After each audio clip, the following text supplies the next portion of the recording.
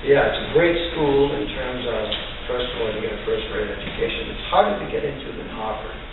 And the kids who go to Swarthmore are these super independent rich kids.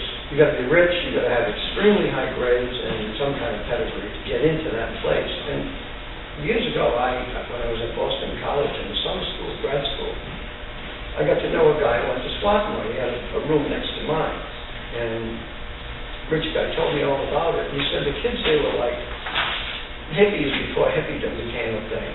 They were totally anti-establishment, anti-authority.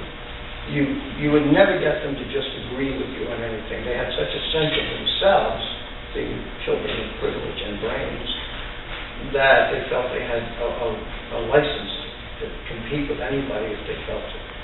And so I think it was Milgram, but I don't remember who did the study. He took a group of people to Swarthmore, and he established 4 of them as confederates of his. These are assistants who were making scores at the big-time published professor. And what he would do is, you guys have all taken eye tests, right? Where you have to line up the circles. He would have them do things of that nature, and a whole number of different tests. And the first 4 guys, his confederates, his assistants, would be lined up here, but then he'd have 2 ordinary Swarthmore kids, and they would do this in pairs again and again and again. It's easy to replicate.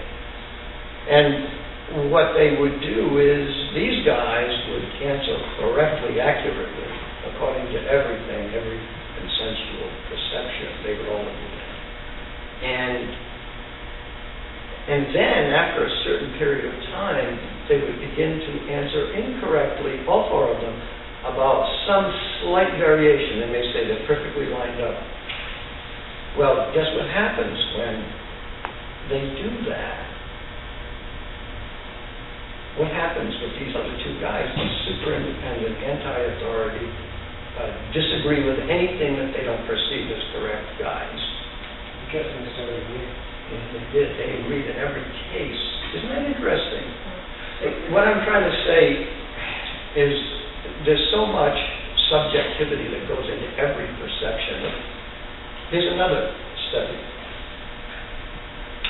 I don't remember where it was done. It was at one of the big schools, Michigan State, where there had many thousands of students. And they would have classes, and I think this is a psychology class, but it doesn't have to be. They would have a class of maybe 300 people.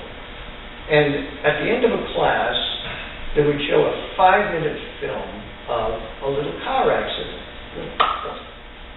And then the next day when they would come in, they would divide the class in 2 in terms of what's passed out. And the people in one section getting one questionnaire, one question, would read this. It would say, what did you see when you saw the 2 cars bump together? The other group, the other 150, had one that said, what did you see when you saw the 2 cars smash together? The people who saw them bump together were fine. They just, nothing, no blood, nothing. These people actually, in some cases, described, not in every case, but described broken glass, lots of broken glass with all of them, and blood, and even sirens and things of that nature. There's so much subjectivity in every perception. It's very important for you to be convinced of this as you look into Zen. Because Zen says, as all of Buddhism says, that we are living in the veil of Maya. It's the veil of delusion and illusion.